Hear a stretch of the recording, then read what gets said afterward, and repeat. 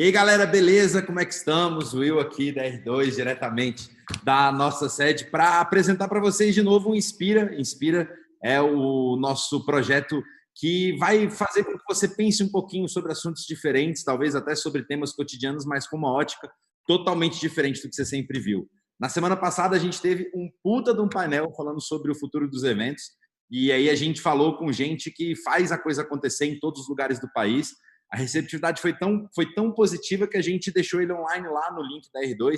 E aí também aqui você pode ajudar a gente nessa questão do Fome de Música. Tá aqui embaixo o linkzinho, o QR Code para você doar, beleza? E hoje, moçada, a gente está recebendo um time muito bacana para falar de um tema muito foda, mas eu vou chamar a Fê para explicar um pouquinho para vocês e pedir para os nossos convidados se apresentarem, beleza? Vai daí, Fê!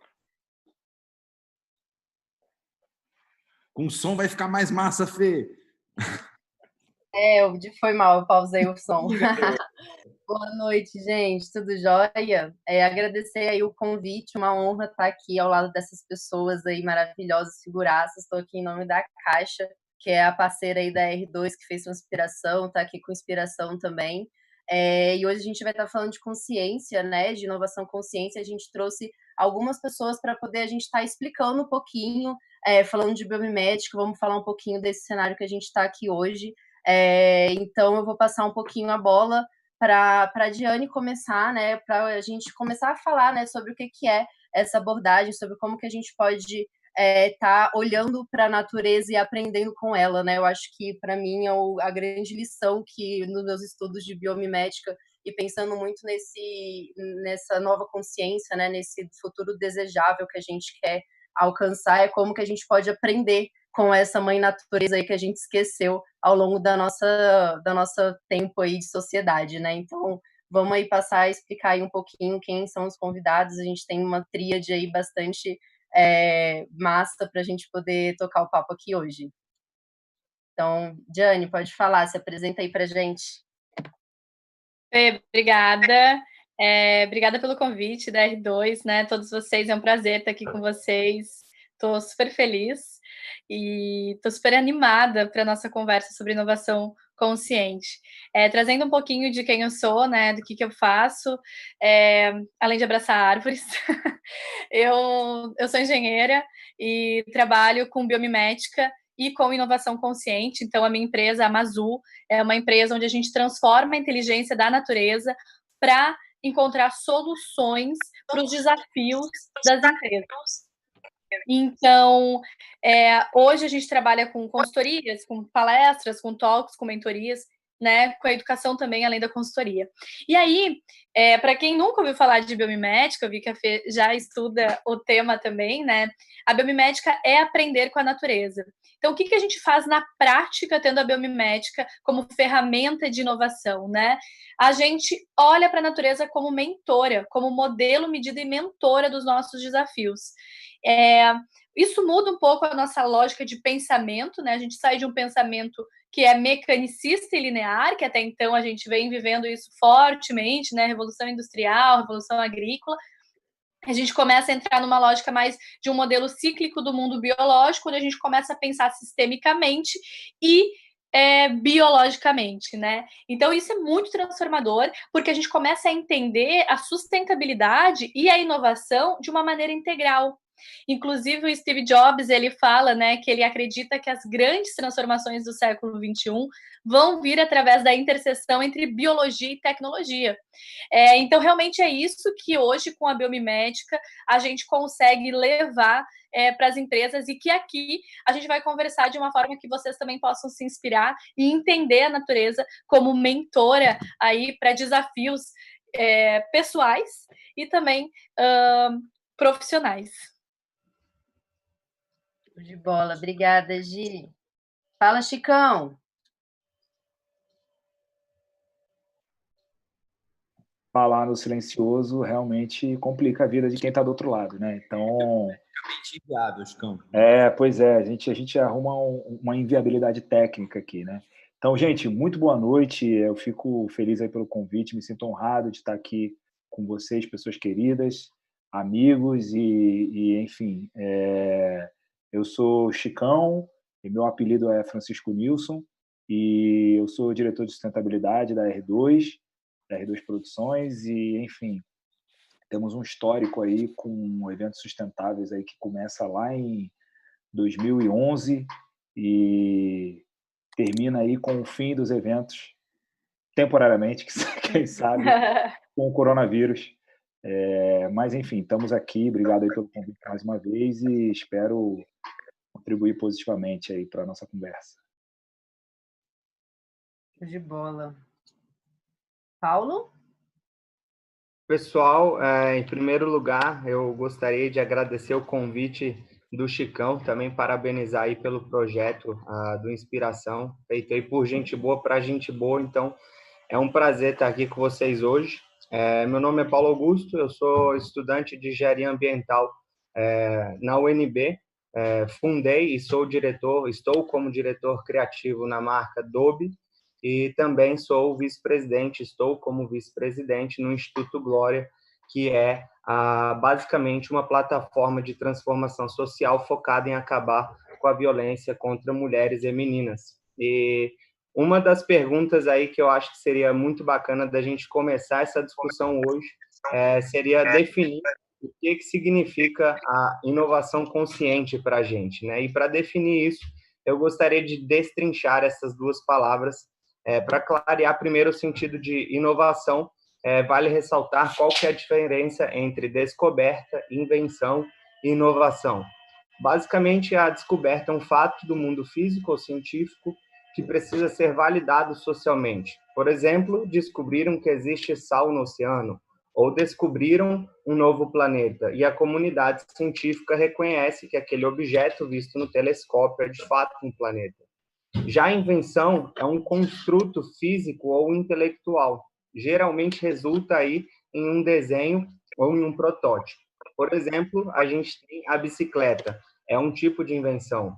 Ou temos também aí um patrimônio brasileiro, a invenção do avião foi feita por Santos Dumont, mas infelizmente ele não construiu uma indústria aeronáutica, não existe fábrica de aviões Santos Dumont. Existe Boeing, existe Embraer, por isso Santos Dumont ele não foi um inovador, ele foi basicamente um inventor, pois a inovação é algo que está ligado aí diretamente ao mercado. Então, dito isso, inovação nada mais do que um conceito econômico e social que está ligado diretamente ao mercado, e o agente de inovação são as empresas, né? Não adianta a gente inventar alguma coisa que eu não consigo produzir e nem vender nas regras do mercado em que a gente vive. Então, existem diversos tipos de inovação, eu não quero me estender aqui no assunto, e existem também graus, como, por exemplo, a inovação radical, que é quando eu lanço um produto ou um serviço aí no mercado, como o lançamento do primeiro iPhone em 2007, ou um grau de inovação incremental, ou seja, a gente melhora esse produto que já existe, que é o caso dos sucessivos lançamentos dos iPhones desde então. Então, resumindo, a inovação é a criatividade que gera nota fiscal, gera receita, né? Então, agora que a gente está aí na mesma página do que significa inovação, o que essa palavra consciente está fazendo no meio disso tudo? A gente até brincou que dá para falar aí desde a psicanálise até, enfim, N coisas do que esse consciente quer dizer, mas na minha visão, consciente nada mais é do que uma nova roupagem, uma nova cara que as pessoas deram aí para a palavra sustentabilidade. Por quê? A gente começou a falar de sustentabilidade lá em 72, em Estocolmo, e depois foi cunhado no relatório Nosso Futuro Comum, em 87. Mas desde então, essa palavra ela foi usada amplamente e, infelizmente, de uma forma incorreta, né? As empresas exageraram ao falar sobre sustentabilidade, mas elas esqueceram em falar e fazer com sustentabilidade. Então, por isso, esse termo passou a ser mal visto e, infelizmente, a gente ainda não atingiu o equilíbrio do tripé da sustentabilidade, ou seja, os pilares que são o social, o ambiental e o econômico. Então, quando a gente fala, quando a empresa é consciente, significa que ela sabe quais são os impactos sociais e ambientais daquele produto ou serviço. Então, a inovação consciente, na minha visão, nada mais é que uma solução para o mercado focada em um bem-estar geral aí dos stakeholders, né, de todos os participantes da cadeia de produção. E logo eu sugiro que a inovação consciente seja também vista aí como uma inovação coletiva, uma ideia que está alinhada com o que espera aí de todo mundo a partir desse século XXI. Eu queria saber aí o que você acha, Wilson, faz sentido o que eu estou falando ou se eu estou viajando demais? Quanto mais viaja, melhor eu concordo demais, Paulo. E, cara, essa questão de inovação consciente leva muito a gente para o final do último capítulo do nosso Inspira, né? O Inspira passado. A gente falou um pouco sobre como que as empresas e os negócios no atual cenário, né? Quando a gente está falando de Covid-21, o Covid-21 é ótimo, em Covid-19, como que a coisa está complicada. Pô, já tá dando upgrade na parada, velho. Eu já tô levando até o ano 21, né? Porque... Não, pelo amor de Deus! Tá dando upgrade aí, porra. Calma aí, eu ainda tô na versão 19 ainda. Eu vi um meme essa semana que era um viajante no tempo, aí 2019, o cara saía de dentro de uma máquina e ele falava assim, caramba, vocês estão no primeiro ano de quarentena? Velho, cuidado com isso. Mas retomando o raciocínio, no final do nosso Inspira da semana passada, a gente estava falando um pouquinho sobre como que as empresas têm que ter algo como responsabilidade social nos seus negócios, ainda mais num cenário como esse. Existe uma força muito grande para a gente retomar nossas atividades, mas a gente sabe que as nossas atividades hoje estão reduzidas por uma questão de saúde, que é muito importante e que a gente não quer tomar nenhum tipo de decisão que vá colocar isso em perigo, né? E aí, em cima desse cenário, quando a gente está falando de responsabilidade social, inovação, e um período onde as empresas precisam continuar a se movimentar para a gente conseguir sobreviver nesse cenário, eu queria ouvir a Jeane um pouquinho sobre como que a biomimética ajuda a gente nisso, o que você falaria a partir do seu ponto de vista para uma empresa, um negócio que tá passando por essa situação, como que você orientaria essa galera para conseguir passar por isso? Tá certo, Wilson. É uma excelente pergunta. E a biomimética, ela vem para trazer realmente uma nova consciência, né? Um novo estágio de consciência, já que a gente falou de inovação consciente, que é algo que a gente realmente pratica. A gente olha para esse novo lugar, né? Para que a gente possa estruturar e gerenciar as organizações e a nossa vida com avanços extraordinários, mas com lentes novas. Então, o que a gente precisa entender é que, além de viver uma crise, a gente está vivendo o início de um novo ciclo. E sempre que a gente começa um novo ciclo, né, como ocorre na natureza, com os organismos naturais, a gente tem, sim, um certo nível de estranhamento, pois até então não entendemos o lugar que estamos ocupando. A gente fala de complexidade, né? Sempre que um organismo ele sai de um estágio de menor complexidade para um estágio de maior complexidade, significa que esse organismo está em evolução. Então, o que eu entendo hoje é que a gente vive uma situação que é complexa, porque a gente sai de um estágio de evolução para outro, e isso exige que a gente tenha novas ferramentas, que a gente tenha novas competências para dar conta de entender esse cenário que se apresenta. E aí, como que a gente faz isso? Bom, de uma forma mais no sentido do ethos, né, do reconectar, que são ferramentas também, são elementos essenciais da biomimética, a gente pode falar, por exemplo, da natureza como um processo de transição, né? Quando a gente fala das sementes, por exemplo, elas crescem sozinhas no escuro. Então, de alguma forma, elas estão num lugar onde elas estão em contenção, onde elas estão limitadas, né? Um rio, ele também precisa de contenção, ele tem as suas margens. Então, assim, a nossa gestação também foi assim, a gente estava num lugar enclausurado. Então, a gente estava... Todos esses exemplos estão num lugar de menor complexidade, a partir do momento que crescem, vão para um lugar de maior complexidade. E isso...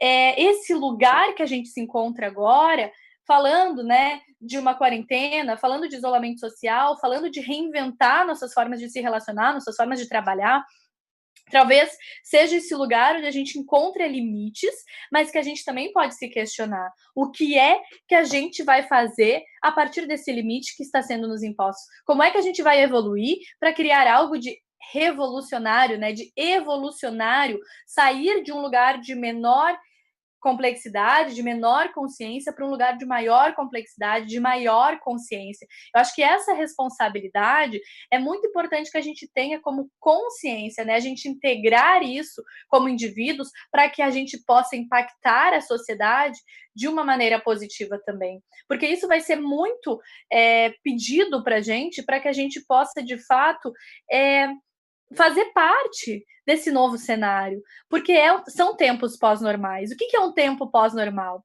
É um tempo que a gente ainda não viveu, que a gente ainda não sabe o que vai acontecer.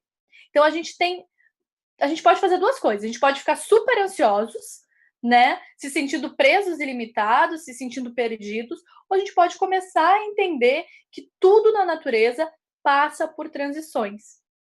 Inclusive, nós já ficamos presos dentro de um útero onde a gente cresceu, se desenvolveu e aí pôde sair desse limite, né? E pôde entrar num estágio de maior complexidade.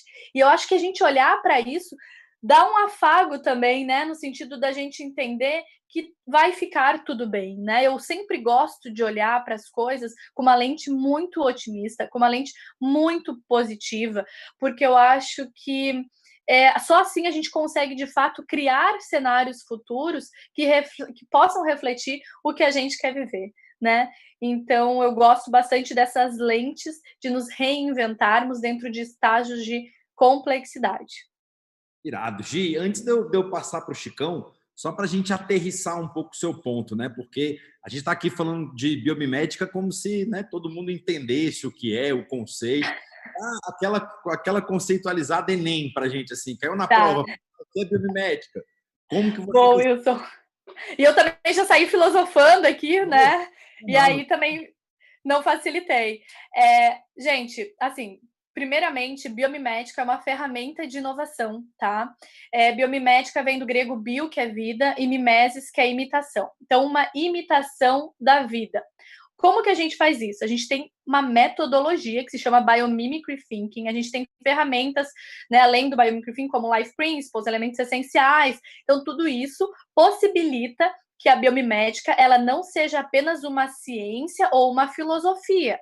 Ela seja, sim, uma ferramenta prática de aplicação de inovação, tá? A ponto de gerar soluções industriais ou soluções de gestão. Tá? Então, assim, a gente pode desde criar produtos, processos, sistemas, novas formas de gestão, liderança, tudo isso tendo a metodologia da biomimética como norte, né, como ferramenta, como meio, e levando isso, enfim, para todos os tipos de empresas, tá? E para todos os tipos de sociedade. Então, a biomimética, ela realmente é uma ferramenta que ela permite a gente trabalhar. E acho que talvez isso torne um pouco complexo, às vezes, de entender, tá? Mas é que a gente pode trabalhar desde uma indústria de plástico até realmente um governo pensando em reestruturar toda a sociedade, enfim, de um país, tá? E aí, essa questão que eu trouxe para vocês, associando a natureza de uma maneira um pouco mais filosófica, né? De uma maneira no sentido de reconectar mesmo o olhar de vocês, entendendo a natureza como ponto de partida para a gente visualizar uma nova sociedade, para a gente se entender nesse lugar novo de nova consciência, eu estou fazendo uso dos dois primeiros elementos essenciais da biomimética, que é o ethos, né? E o reconectar. Quando eu falo de aplicar um biomimicry thinking, né, de tornar uma solução real, por exemplo, o trem-bala do Japão, o Shinkansen, talvez muitos de vocês já tenham escutado, ele é um exemplo de biomimética, tá? Ele foi inspirado no bico do martim pescador, que é aquele pássaro que é super ágil, né, para mergulhar e caçar. Por quê? Porque ele consegue quebrar a resistência do ar ao fazer isso e não emitir ruído. Por isso que o peixe não foge quando ele vai caçar. E aí foi isso que eles aplicaram no trem, para que esse trem pudesse ficar no meio da cidade, no Japão, sem causar ruídos estrondosos devido à velocidade dele, porque ele não quebrava mais essa resistência do ar. Então, assim, a gente olhar para a natureza como forma de inspiração é algo, sim, inerente, que desde os povos antigos a gente vem fazendo, né? Leonardo da Vinci é um baita exemplo, eu gosto muito de estudar ele, né? E todo o processo criativo dele. E agora a gente tem a biomimética, então, como ferramenta mesmo, para que a gente possa ter um norte, tá? Mas a gente também pode falar de biomimética nessa questão da gente começar mesmo mais filosófica também, de associar aí novas visões, novos cenários, novas possibilidades, tendo a natureza como mentor. Então, é bastante amplo. E é isso. Mas, de forma geral e resumida, né, que eu já falei bastante aqui, é inovação inspirada pela natureza. Então, biomimética e inovação inspirada pela natureza. Sensacional. Tome essa, Francisco Nilson, para falar aí depois dessa aula que você tomou e eu também, e todo mundo está assistindo. Aliás, galera, quem tiver qualquer tipo de pergunta, curiosidade aí para qualquer um dos nossos especialistas que estão aí, pode mandar no chat aí que a gente vai fazendo para eles. Então, Chicão, como que você acha que a responsabilidade social das empresas e a inovação consciente é possível num cenário como que a gente vive para qualquer tipo de empresa? Vacilando com o microfone de novo, né? Vamos lá. Então, primeiro, queria, botar aí no Felipe aí, botou no chat aí, mandar um salve aí para o Felipe, o pessoal da Neutralize, o pessoal da área da sustentabilidade aí, que trabalha com a gente nos eventos. Então, tá dado salve aí, queridos amigos aí, parceiros de trincheira da sustentabilidade nos eventos. Bom, vamos lá. Do ponto de vista biológico, a brincadeira aqui a Jane usou a palavra evoluir. Evoluir do ponto de vista biológico, eu vou começar na biologia e vou terminar na empresa. Olha só, hein? Evoluir do ponto de vista biológico não é nada além de mudar. Essa mudança pode ser positiva do ponto de vista do indivíduo que está ali naquele ambiente, aquela mudança favoreceu ele de alguma forma, tá? Essa mudança pode ser neutra, sei lá, apareceu mais um dedo no pé do cara, e aí esse dedo não tem nenhuma utilidade a mais, assim, não significou nada nem positivo nem negativo, tá? Ou pode ser uma mudança negativa, para pior, tá? Normalmente é para pior, tá? Do ponto de vista biológico. Só que, se evoluir significa simplesmente mudar, mudar significa, é a tentativa da natureza de experimentar, tá? E experimentar tem tudo a ver com o que a gente está vivendo nesse momento, né? Passado o primeiro momento do coronavírus, da calamidade, em que as pessoas ligam o survival mode, né? O modo de sobrevivência, que elas estão preocupadas em se vai ter álcool gel para elas, como é que o coronavírus, como é que pega coronavírus, se morre, se não morre, é isso que as pessoas estão preocupadas no primeiro momento, tá? Ir no mercado e fazer compra e fazer armazenar feijão. No primeiro momento é isso, mas no segundo momento as pessoas começam a se adaptar a esse novo normal, tá? A evoluir, até do ponto de vista biológico, porque não que isso vai gerar uma alteração de DNA, etc., né? Meus amigos biólogos aí que estão assistindo aí, calma, galera, tá? Mas no sentido de experimentar. As pessoas começam a experimentar jeitos novos de viver, assim como as empresas.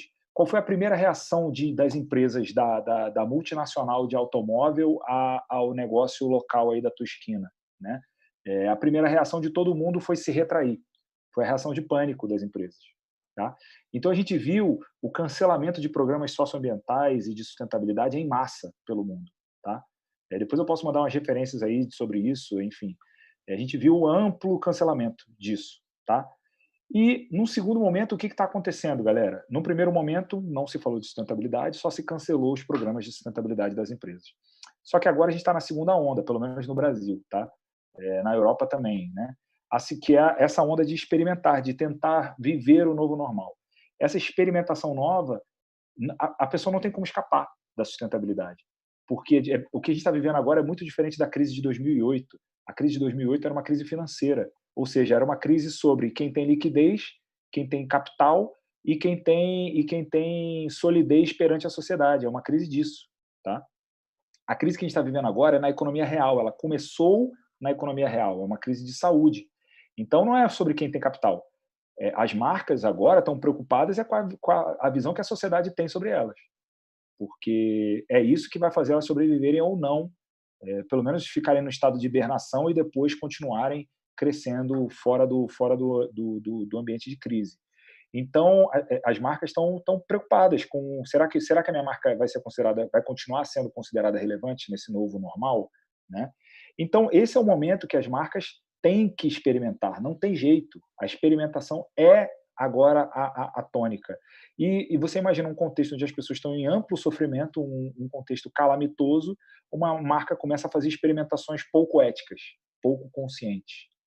A tendência é que essa marca não continue presente no novo normal. A tendência é que essa marca, as pessoas eliminem, cancelem essa marca, né? A gente está vendo aí marcas que mandaram mal para caramba, não vou citar, mas marcas que mandaram malzão com seus porta-vozes e as pessoas simplesmente cancelaram.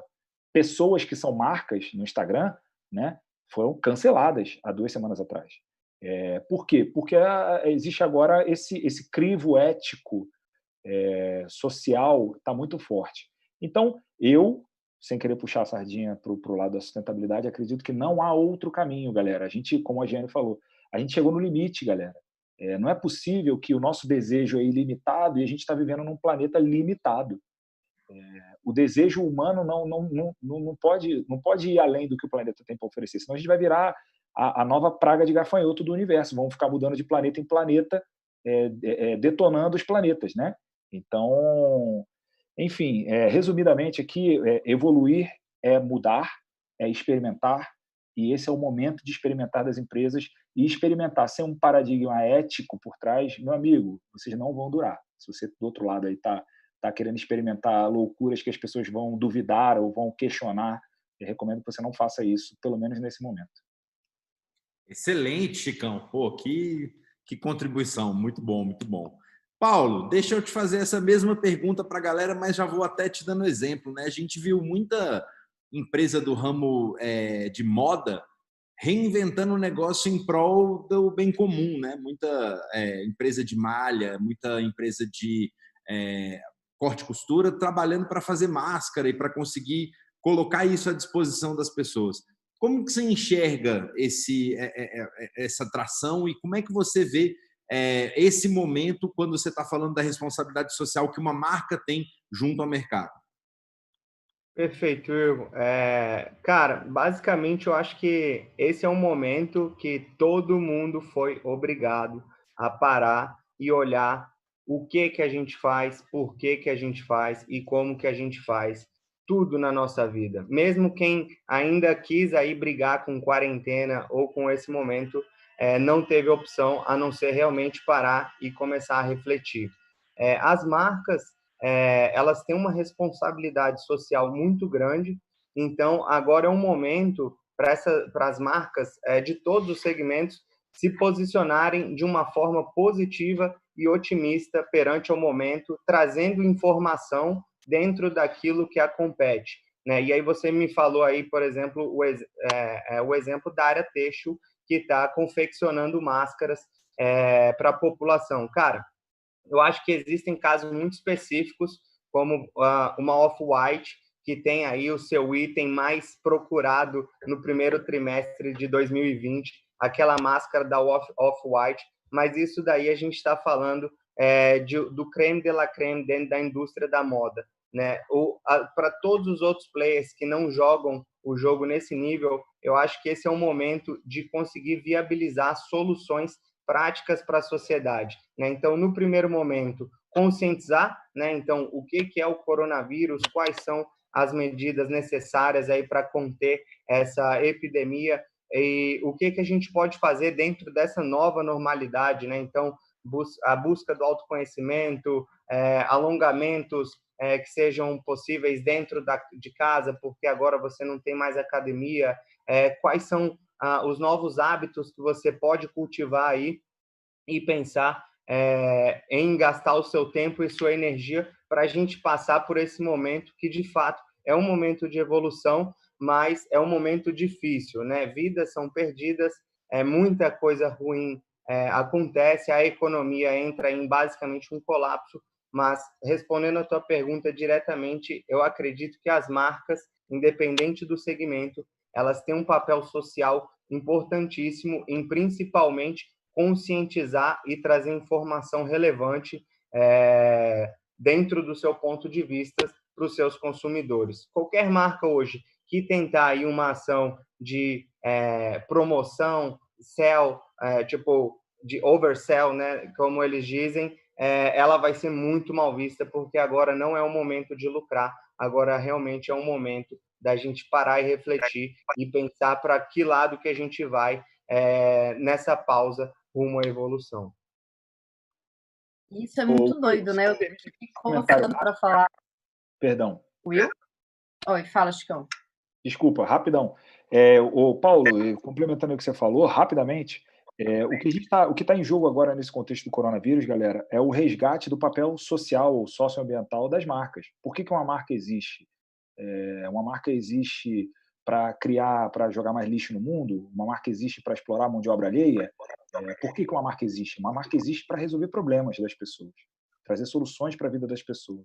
E então a gente está nesse momento, de volta ao essencial, né?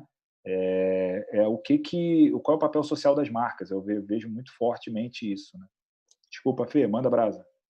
Não, relaxa. Mas é justamente isso, né? Porque desde tudo que vocês falaram, assim, né? E pegando um pouquinho, resgatando o porquê, por que a gente chegou no momento que a gente está hoje, assim, né? Enquanto mundo, né? Hoje a gente está vivendo uma crise, mas é uma crise que se perpassa há anos, né? A gente tem anos que se falam sobre questões climáticas, né? Tem ecos e anos que a gente vem falando, que vem pontuando, que vem falando sobre o consumo e vem, né, estudos falando sobre a forma como a gente está se organizando e falando da escassez, né, olhando para esse lado. E a gente, em determinado momento da sociedade, nós, como sociedade organizacional, a gente se perdeu. Por que antigamente a gente não foi aprender com a natureza a criar um novo negócio, né? Por que lá atrás a gente não se perguntou como que a natureza pode fazer isso? Deixa eu aprender com ela, né? Pô, algumas civilizações que habitavam antigamente tinham essa percepção, né? Mas em algum determinado momento a gente virou ganancioso, né? O ego começou a subir mais, né? Então a economia, o financeiro começou a subir muito mais a cabeça das pessoas e hoje a gente vê a sociedade organizada como é hoje, né?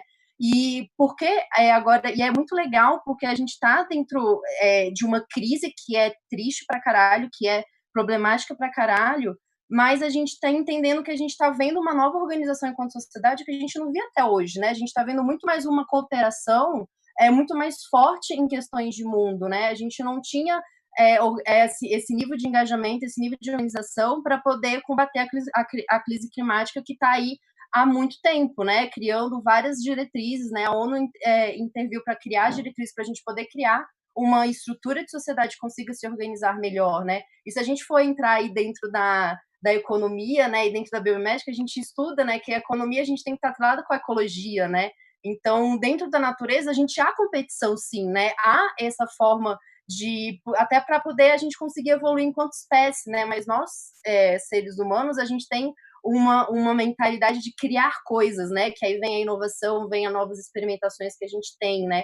E em determinado momento a gente se perdeu, a gente se descolou da natureza, a gente acha que a gente não faz parte da natureza, a gente é um ser humano, estamos aqui no nosso eu, e a gente, na verdade, é o planeta Terra. Então, como que a gente criou empresas, como que a gente chegou nesse momento desvastando tudo? A gente está desvastando a nossa casa, né? Então, o momento hoje das empresas é justamente sobre como a forma que eu posso habitar esse planeta, né? E as empresas e nós, seres humanos, indivíduo, né? Qual é a nossa melhor maneira de ocupar o planeta Terra, né?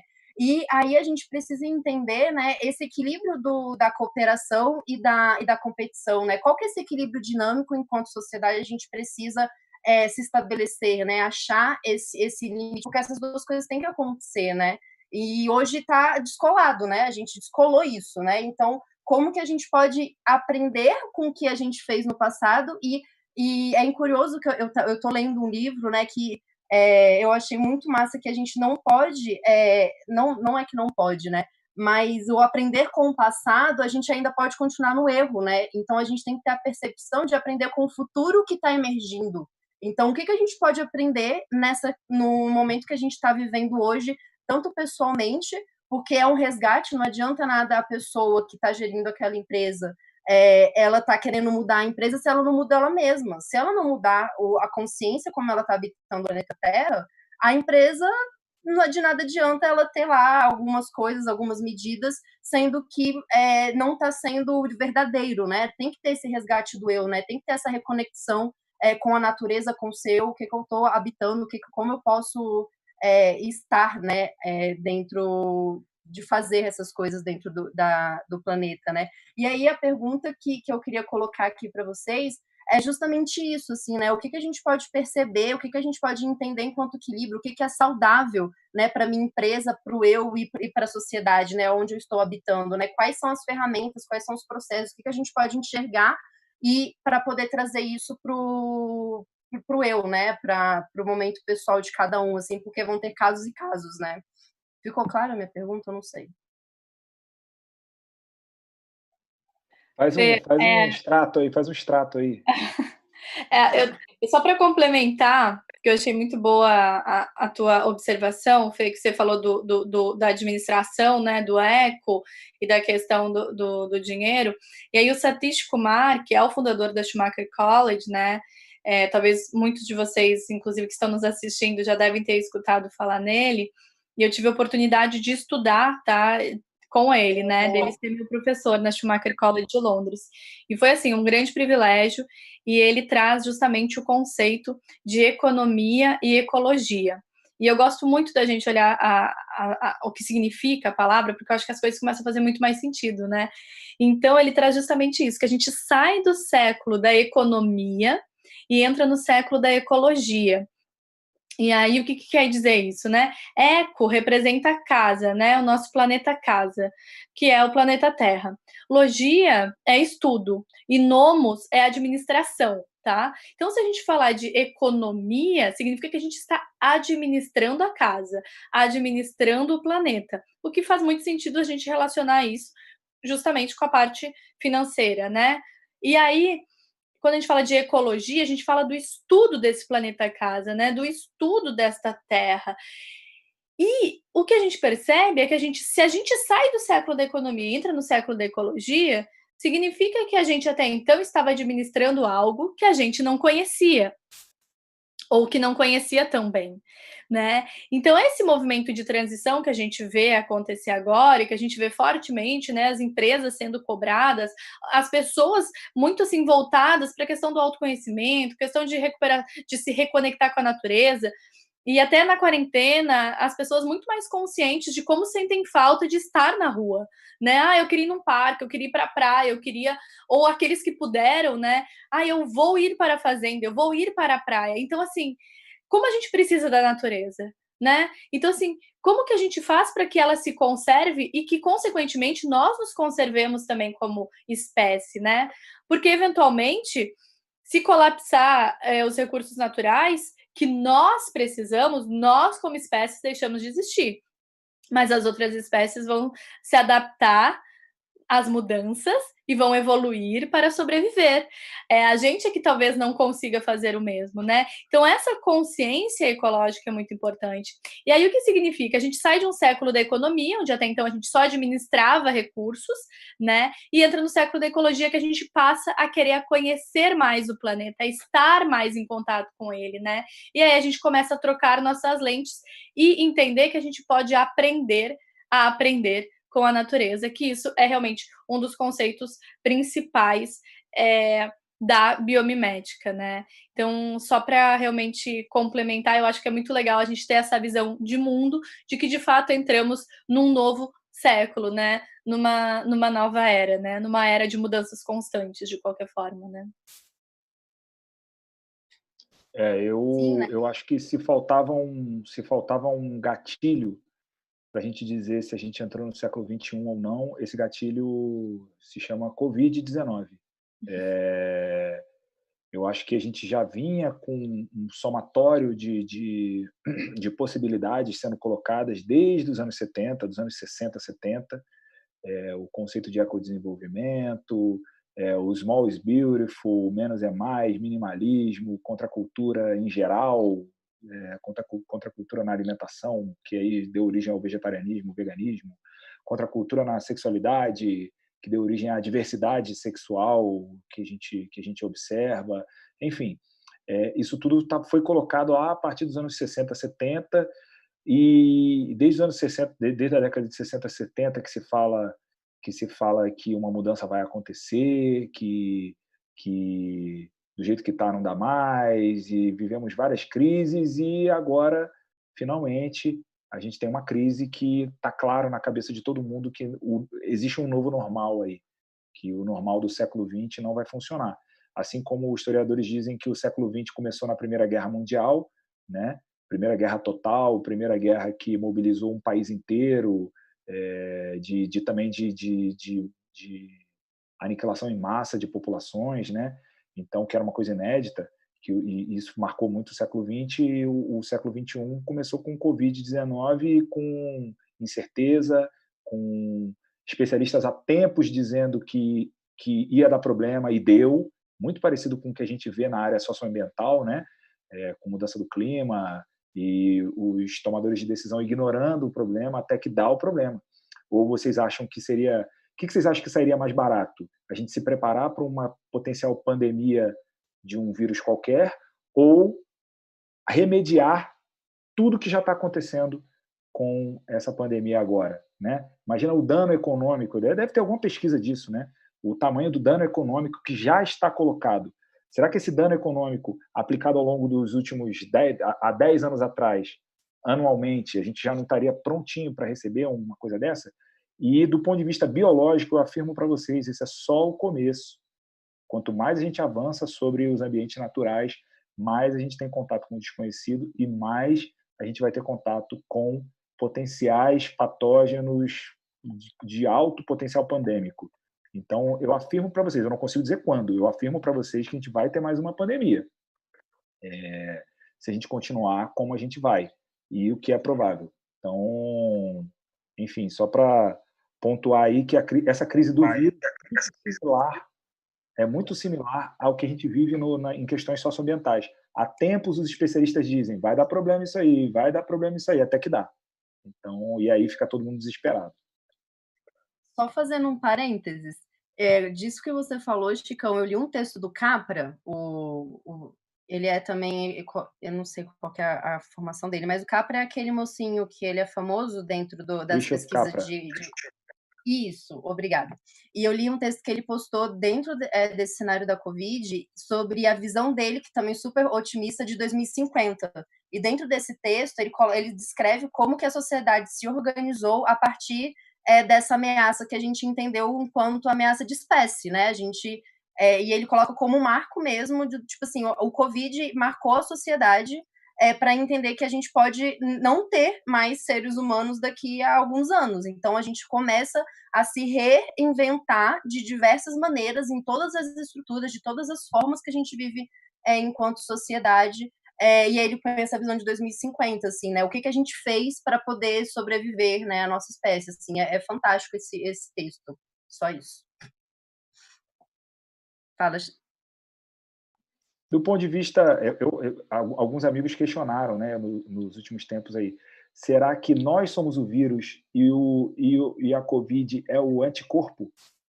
Então, enfim, nossa postura tem sido de vírus, né, de tomar a grande célula planetária e escravizar ela para trabalhar a nosso favor, que é exatamente o que o vírus faz nas células, né? Ele bota toda a maquinaria da célula para trabalhar para multiplicar ele, até que chega um ponto que a célula explode de tanto vírus lá dentro e aí começa a disseminação do vírus. Será que a gente não estava nessa e agora a gente está voltando para o essencial? Temos que deixar de ter postura de vírus e ter postura de mais um elemento nesse grande sistema, mais um elo nesse grande sistema que ajuda a manter o sistema saudável. E as empresas são um elo essencial do nosso modo de viver. Vocês imaginem o nosso modo de viver sem empresas. Eu não sei como que seria, tá? Então, sem empresas de qualquer tipo, seja estatais, seja privadas, mas esse tipo de organização social é elementar no nosso jeito de viver. E empresas que têm atuação de vírus vão ser eliminadas, né? Essa grande célula planetária vai tentar eliminar o que está fazendo mal para ela. É simples assim, galera. Tá? Inclusive, né, Chicão, essa teoria faz parte da teoria de Gaia, né? Até quem quiser aprofundar mais, eu acho que é bem interessante de ler, que a teoria de Gaia fala justamente sobre isso, sobre a Terra é um organismo vivo, né? Aí, de novo, nossa visão mecanicista transformou o planeta em algo que é uma máquina e que a gente comanda, domina e que a gente tem poder sobre ela. E aí a gente não consegue entender que é um organismo vivo e pulsante, que nós também somos seres vivos e pulsantes, assim como as células que tem dentro de nós, que são vivas e pulsantes. E aí somos todos James Lovelock, perfeito. Isso aí. Então, assim, até tem um vídeo que eu falo sobre a teoria de Gaia, tem no YouTube da Amazu Biomímico, quem quiser dar uma olhada, a MAZU, onde eu falo sobre a teoria de Gaia, sobre esse ponto de vista mesmo da teoria de Gaia associada ao Covid, né? A essa situação que a gente está vivendo atualmente. E aí eu trago justamente uma visão muito parecida com a do Chicão, que é justamente essa, né? De que nós não nos comportemos como o vírus que a gente está tentando combater. Acho que essa consciência aí, ela é bem, bem importante. Eu queria fazer uma complementação aí, Jane. De fato, essa visão aí do Chicão é algo que eu compartilho também. Eu acho que até então a gente tem tido essa postura de vírus, e o coronavírus veio aí para colocar todo mundo dentro de casa e refletir para onde que a gente quer ir, né? Para mim, 2020 é um ano onde as velhas estruturas elas não fazem mais sentido, né? Então, todas essas estruturas que estavam totalmente inadequadas para o nosso estilo de vida, elas vão ruir. Mas, assim como a morte é um processo difícil, é um processo de transformação. Então, agora também é uma oportunidade para a gente criar um novo, né? De pegar todo esse cenário caótico e conseguir e começar a reconstruir dentro dos parâmetros que a gente acha aí mais adequado para o nosso planeta, né? As previsões, elas são sempre muito, não digo drásticas, porque de fato são realistas, né? A gente espera em ter quase 10 bilhões de habitantes no planeta Terra até 2050, e com certeza, nos parâmetros que a gente segue hoje de consumo, a gente não vai ter recurso natural para suprir a demanda de todo mundo. Então, a gente pode enxergar aí esse momento de pandemia e de coronavírus como um convite e, na realidade, um presente para a gente realmente começar a repensar em o que a gente deseja para o nosso futuro. Irado. Galera, vou puxar aqui uma pergunta da audiência, que foi o Rodrigo Dimas que fez, e achei uma pergunta interessantérrima, e vou colocar uma pimenta na pergunta para deixar ela mais redonda ainda. A pergunta dele assim ter responsabilidade social deve ser a principal preocupação das marcas? E aí, galera, lembrem-se que vocês três, né, tanto o Chicão, quanto o Paulo, quanto a Giane, são pessoas que estão no mercado, e existe essa relação entre o social e o que a gente tem que fazer para continuar fazer com que os organismos empresariais que nós estamos inseridos continuem caminhando e sobrevivendo. Então, a pergunta dele a responsabilidade social deve ser a principal preocupação das marcas? Como que isso deve ser equilibrado com a vontade de voltar e fazer com que a gente ainda continue tendo empresas ativas e que tenham meios de se manter e dividir riqueza? Começar com o Paulo, que já está na tela aí. O que você acha, Paulo? Cara, eu não acho nem que é uma escolha. Ou você tem responsabilidade social e sobrevive, ou você não vai passar desse teste, dessa prova que a gente está passando, né? O Chicão falou, cara, eu não sei, não consigo imaginar o que seria o mundo sem empresas. Eu também não. Retomando um pouquinho, falando sobre o conceito propriamente dito de inovação, é um conceito que está aí relacionado com o mercado, e quem que é o agente de inovação são as empresas, né? Você só consegue inovar com um trabalho árduo e sistemático entre as pessoas, né? E hoje a gente tem um cenário aí, a gente tem um planeta, tem um sociólogo, Ulrich Beck, que fala muito sobre Risk Society, né? E quais são os problemas da modernidade. Cara, a gente chegou em um momento que a gente não sabe como resolver os problemas sozinho, nem como pessoa, nem como empresas, e muito menos enquanto países, né? Ou a gente resolve cooperar com todos os integrantes dessa grande Gaia, né, desse grande planeta, para solucionar essas questões mais complexas, hoje a gente não vai ter planeta. Então, respondendo diretamente a tua pergunta, não tem opção, tem que ter responsabilidade social. O foco agora não é vender água, camiseta, evento, whatever. Agora o momento é da gente realmente pensar em soluções para um momento pós-Covid e realmente pensar com fundamentos quais vão ser essas nossas novas estruturas para o tão falado século XXI ou a era de Aquário, para quem preferir. E aí, Francisco Nilson, o que você acha disso? Emenda nessa mesma pergunta aí, responsabilidade social sobre, né, o feijão e o sonho, amizade. Meu irmão, eu tô com esse negócio desse microfone aqui que eu vou te falar, hein? Vamos lá. Eu concordo plenamente com o Paulo. Assim, se restava alguma dúvida sobre isso ser a questão da existência de uma organização, eu não boto nem só empresa, não, de uma organização, tá? Se existia alguma dúvida sobre isso antes da Covid-19, essa dúvida está respondida com a Covid-19. Por quê? Porque qualquer marca, qualquer empresa, qualquer organização começa se perguntando por que eu existo? Por que eu tenho que criar essa organização? Né? Eu existo para dar dinheiro para os meus acionistas? Desculpa, cara, a probabilidade da sua organização resistir à próxima crise é baixíssima. Eu existo porque eu estou vendo uma oportunidade de negócio incrível aqui na minha frente e para eu ganhar muito dinheiro, beleza, você pode ganhar dinheiro no curto prazo, no longo prazo não vai rolar, você vai ser cancelado pela sociedade em muito breve, tá? Então, o questionamento de qual é o problema que a minha organização resolve e por isso ela precisa existir? Muito provável, se você, podemos listar aqui, pedir para a galera botar no chat aqui, quem participa de alguma organização, o que é provável, tá? Qual é o problema que a sua organização se propõe a resolver?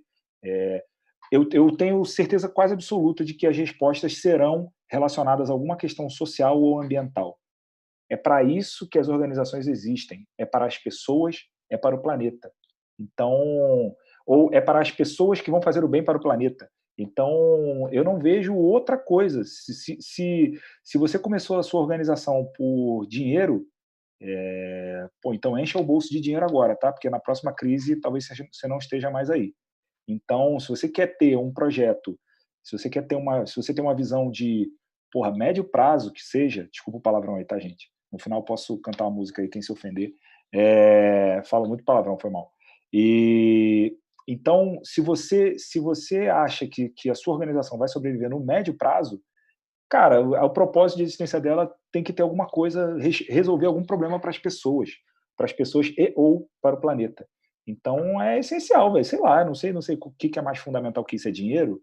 Dinheiro é meio para alguma coisa. Então é a questão fundamental. Gi, e você? O que você pensa disso aí? Então, eu acho que é exatamente isso que os meninos trouxeram, né? A gente não tem que pensar de uma maneira binária, do tipo ou uma coisa ou outra, né? A gente tem que começar a pensar de uma maneira muito mais integrativa mesmo, entender que a gente precisa das duas coisas, né? E a sustentabilidade em si, ela traz justamente os pilares financeiro, ambiental e social. Então, quando a gente fala de responsabilidade das empresas, a gente precisa olhar para isso. E hoje a gente vê organizações sendo chamadas de organizações vivas. Então, essas organizações que se entendem como, de fato, conscientes e responsáveis, né, diante das suas ações, respondendo a esses pilares de sustentabilidade, né, dessa sustentabilidade integral, elas são organizações vivas. Então, sim, a gente fala de responsabilidade social, sim, a gente fala de responsabilidade ambiental, quando a gente fala de compromisso com o impacto que a gente está causando no planeta, e sim, a gente fala de compromisso e de responsabilidade financeira, afinal de contas, se a gente está falando de empresas, a gente precisa falar de lucro, a gente precisa falar de retorno, né? Então, assim, qual é o retorno sobre o investimento que você está tendo, né? Então, assim, a gente talvez vai mudar a forma de entender os lugares que a gente vai começar a aplicar o nosso dinheiro ou a forma que a gente atua, mas sim, a gente, de qualquer forma, vai ter que continuar fazendo a economia girar e talvez aí a gente vai começar a entender que a gente vai ter que se reinventar também, entendendo talvez até mesmo sistemas financeiros. Hoje a gente já fala de moedas digitais, hoje a gente já fala de novas economias, né, colaborativa, regenerativa, circular, então economia do feminino. Então a gente já traz outras visões do que é economia, e eu acho que tudo isso faz parte realmente dessa transformação, mas tudo isso vem sempre com embasamento, né? A base da pirâmide é o ambiental, é o social e é o financeiro. Se isso tudo conseguir andar junto, estamos realmente num caminho ótimo, né? É um grande desafio, mas é por isso que a gente conta com ferramentas de inovação consciente também, enfim, para que a gente possa chegar nesse lugar.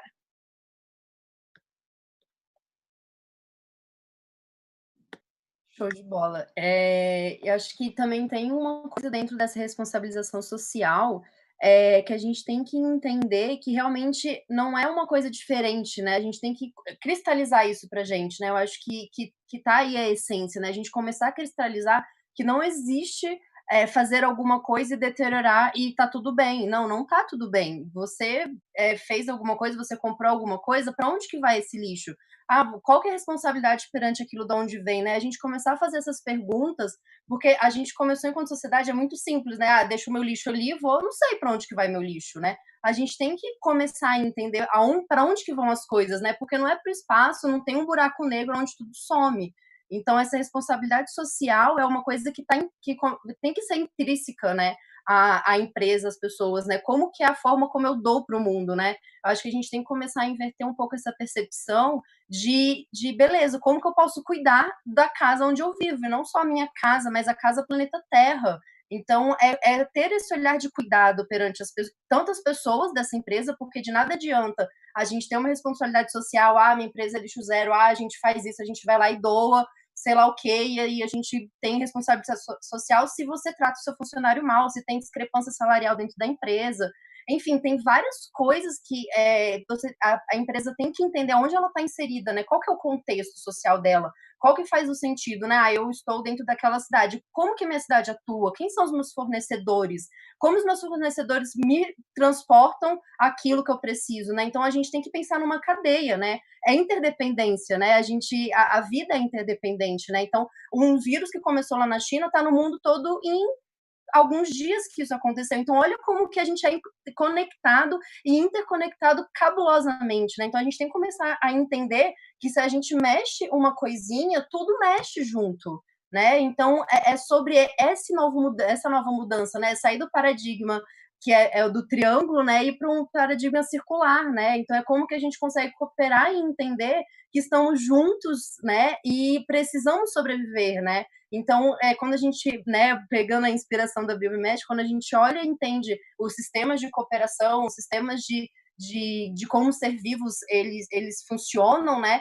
Eles têm um equilíbrio dinâmico. A Terra consegue manter esse equilíbrio sempre. Se alguma coisa está errada, ela vai lá e equilibra.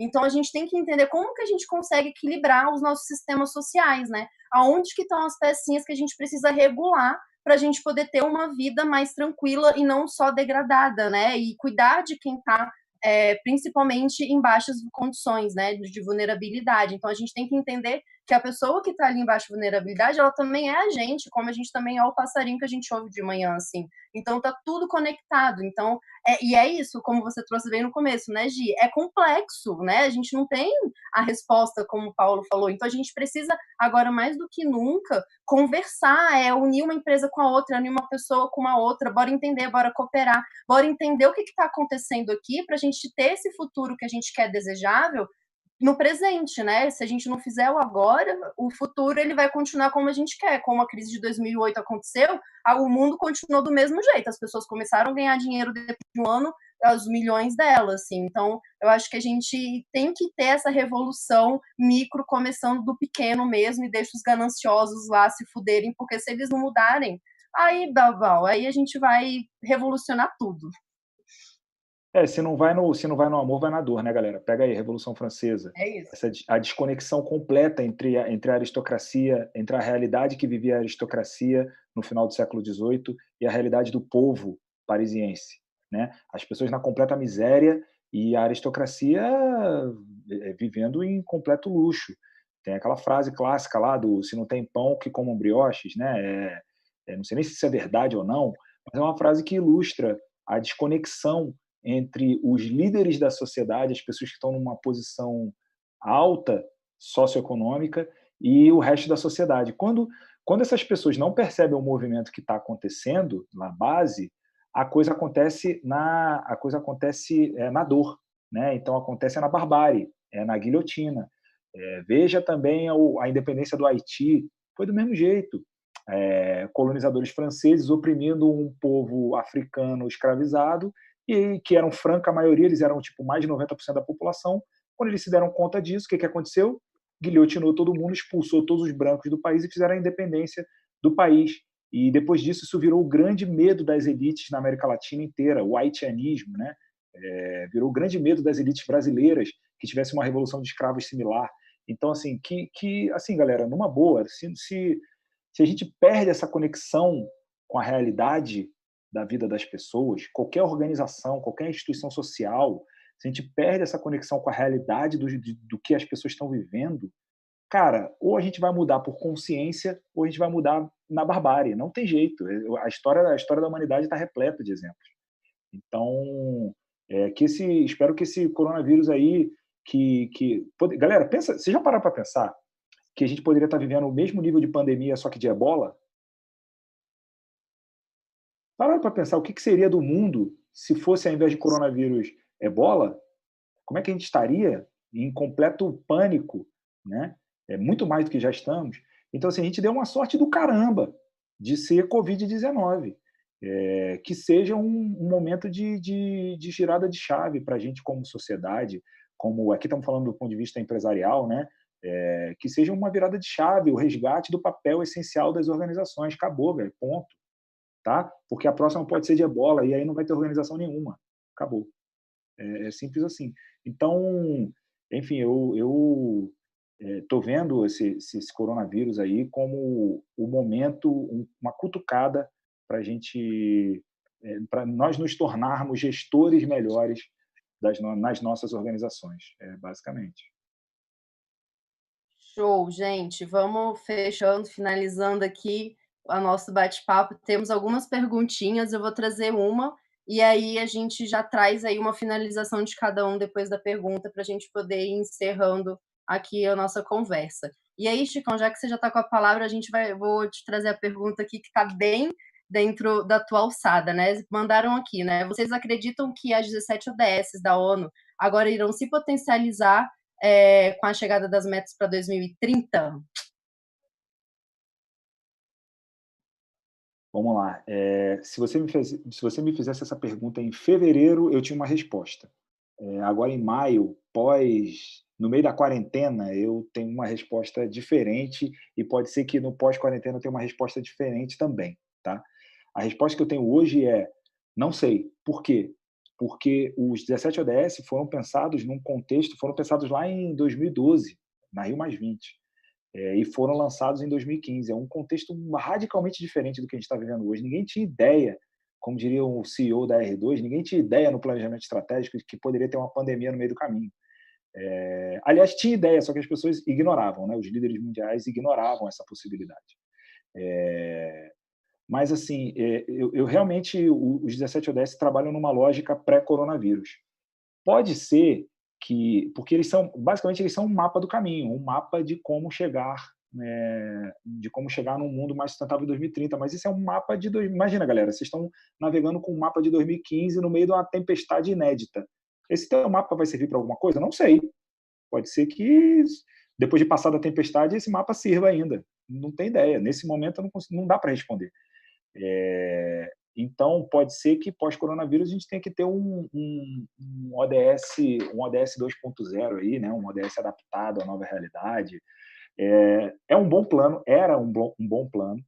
Vamos ver o que sobra depois do coronavírus para esse plano. Realmente não tenho resposta. Show de bola. Acho que fica aí nos dizeres, né? Vamos lá para as considerações finais, então, palavrinhas finais, o que fica aqui dessa conversa, o que a gente fala aí para as nossas pessoas poderem criar essas empresas aí do futuro, o que dicas, o que está aí na cabeça de vocês para a gente ir para os fechamentos. Quem quiser, Paulo, Gi, quem manda, quem puxa? Eu vou puxar aqui a finalização, né? Diante aí de tudo que a gente discutiu, o Chicão até falou, estamos aqui sobre a perspectiva empresarial, mas eu queria que isso fosse um convite para a gente refletir sobre essas questões enquanto pessoa, né? Todos os dias, quando a gente acorda, a gente tem o livre-arbítrio para escolher o que a gente faz com as nossas 24 horas do dia, né? Então, toda vez que você lê um negócio legal ou vê uma tendência bacana, mas no final passa lá na Zara e compra uma camiseta que tem todo um custo socioambiental por trás, cara, me desculpa, mas não vai para frente assim, sabe? Não adianta a gente falar em grandes transformações se a gente não buscar essas transformações em nós mesmos, né? Então, olha aí a oportunidade, pô, a gente tem que ficar em casa agora todos os dias, daqui a pouco, enfim, infelizmente, talvez seja uma realidade o lockdown, então vamos pegar desse limão, fazer uma limonada, que é olhar para dentro, ver quais questões que a gente pode mudar e tomar as nossas decisões baseado no que seria melhor para o futuro de todos nós, né? Então, saindo um pouco do lado empresarial, falando um pouco do lado enquanto ser humano e principalmente enquanto cliente, todos nós devemos buscar empresas e negócios que trazem esse tipo de discussão e que realmente fazem algo na prática, né? Então, a responsabilidade diante disso tudo está na mão do consumidor, de cobrar as empresas para entender o que elas fazem, por que elas fazem, como elas fazem, e aquelas empresas que não responderem essas perguntas simplesmente não vai ter o seu voto, que no caso não vai ter ali o seu dinheiro comprando um produto e serviço. Então, para finalizar, eu acho que é importante a gente buscar essas transformações que a gente fala a nível global e puxar isso para um nível pessoal.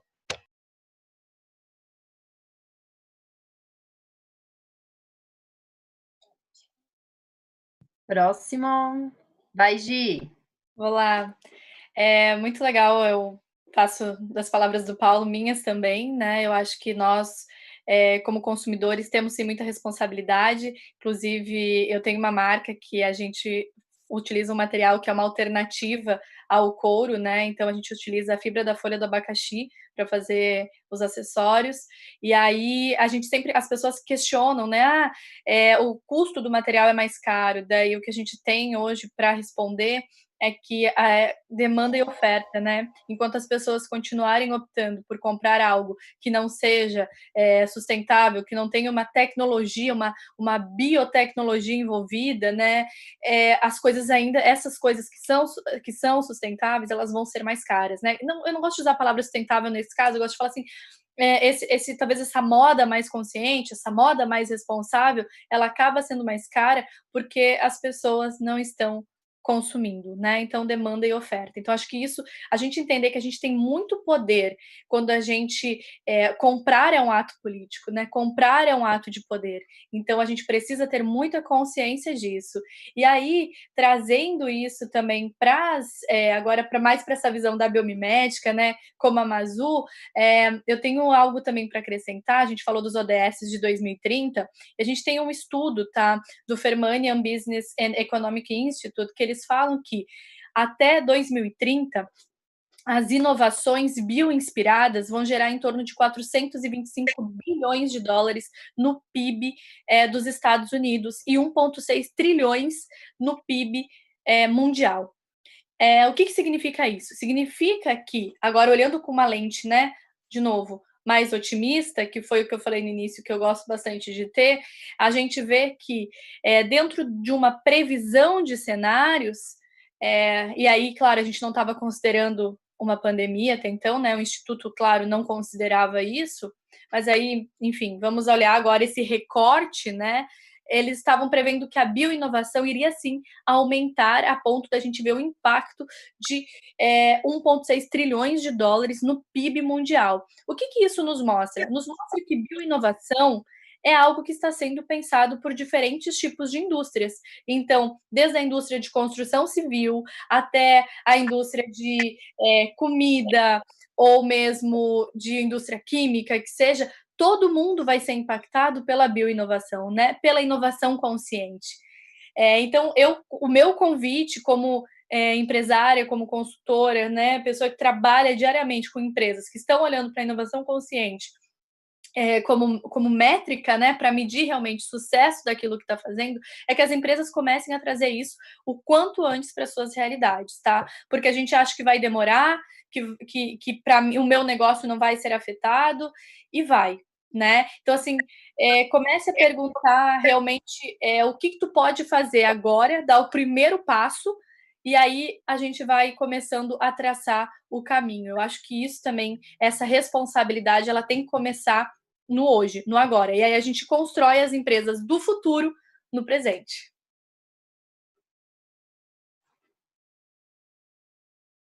Francisco Nilson. Galera, eu acho que, porra, dava um outro debate aí sobre a pergunta que a Giane puxou aí, que é: sustentabilidade é caro ou é barato? Eu tenho vivido isso na R2 desde 2017, em muitas trocações de ideias com os sócios da R2, com o diretor financeiro, nosso querido amigo Gilberto, e, porra, isso dava uma trocação de ideia muito boa. Não vou responder agora, senão a gente vai até o Natal aqui, né? Vai passar a quarentena e eu estou aqui falando. Mas, considerações finais, galera. Eu acho que coronavírus... o coronavírus foi uma cutucada na nossa sociedade e não foi um tapa na cara, foi só uma cutucada, até do ponto de vista epidemiológico e tal. Um tapa na cara teria sido se fosse uma pandemia de ebola, tá? Agora, uma cutucada bem dada a gente está tomando agora, e espero que seja um momento de reflexão, que qual é o nosso papel como sociedade nesse planeta, qual é o nosso papel como organizações nos nossos sistemas sociais que a gente vive, por que a minha empresa existe, por que a minha organização existe, por que eu, como indivíduo, existo nessa sociedade também. Eu estou aqui para ficar tirando ondinha no Instagram, ou eu estou aqui para contribuir positivamente para minha comunidade, né? Então, enfim, eu espero que o coronavírus seja o resgate ao essencial, e é muito interessante ver a economia colapsando porque as pessoas só estão comprando o essencial, né? Então, enfim, acho que tomara que o coronavírus ofereça que a gente tenha essa maturidade como espécie para voltar ao essencial e fazer o que tem sido falado para a gente fazer desde a década de 60. Então, agradeço demais o convite aí, e se alguém quiser continuar essa trocação de ideia aí, deixo meus contatos aí, pode me dar um toque aí que a gente continua essa conversa em Instagram, em WhatsApp, sei lá, enfim. Para mim é uma delícia trocar essa ideia aí, e me ajuda até a processar tudo que está acontecendo também, com as colocações de vocês aí. Muito obrigado, galera. Massa, então, pô, esse papo é tão fera, né, que se a gente fosse continuar aqui, dava realmente discussão até o Natal, até o fim da quarentena. Queria agradecer demais a presença de vocês três. Lembrar todo mundo que está assistindo aí, galera, que a gente manda todas as referências do papo por e-mail, porque a ideia do Inspiração é essa. Você ouviu uma parada aqui, gostou, e, pô, a gente falou de coisa muito fina aqui, acho que a gente falou do corte mais alto do que a gente tem em sustentabilidade hoje, né? E tem ainda depois, né? Então, pô, desde o Loverlock, a gente falou de Capra, tem uma galera aí que a gente compila tudo, manda para o seu e-mail. E na semana que vem eu queria convidar você. Na quarta que vem a gente vai ter uma outra inspiração falando sobre como que a gente está fazendo live marketing nessa época de live, né? Então, vai vir uma galera massa aí de marca para falar sobre como que tem sido essa presença. E no final de tudo, galera, a última pincelada que eu queria dar sobre esse assunto além de agradecer a Fê, a galera da Caixa, agradecer todos os nossos convidados, é dizer que essa questão de como que a gente vive no nosso ambiente é muito importante. E realmente a gente está aqui para pensar sobre isso, né? A gente colocou muito material à disposição, o debate foi franco, teve muita coisa bacana, momentos interessantes. E é bacana a gente pensar o que cada um está fazendo do seu lado, né? O pequeno papel que o seu pequeno negócio tem, o pequeno papel que você como indivíduo tem, o grande papel que você como empresa grande tem, o grande papel você como indivíduo pode ter e pode fazer a diferença, né? Então, eu queria deixar muito esse pensamento para todo mundo, porque não é uma coisa em detrimento da outra, não é saúde contra economia, nem economia contra ecologia. A gente é uno nesse sentido, a gente tem que ser muito holístico e entender o que a gente precisa fazer nesse cenário novo, beleza? Então, galera, até a próxima quarta, vai ter os e-mails de referência. Queria agradecer demais todo mundo de novo. E é isso aí. Valeu, tamo junto. Obrigadão. Obrigada. Nós. Valeu, amei. Valeu, galera. Obrigado, boa noite. Valeu, Paulo. Obrigado. Valeu, Gi. Tamo junto. Valeu, gente.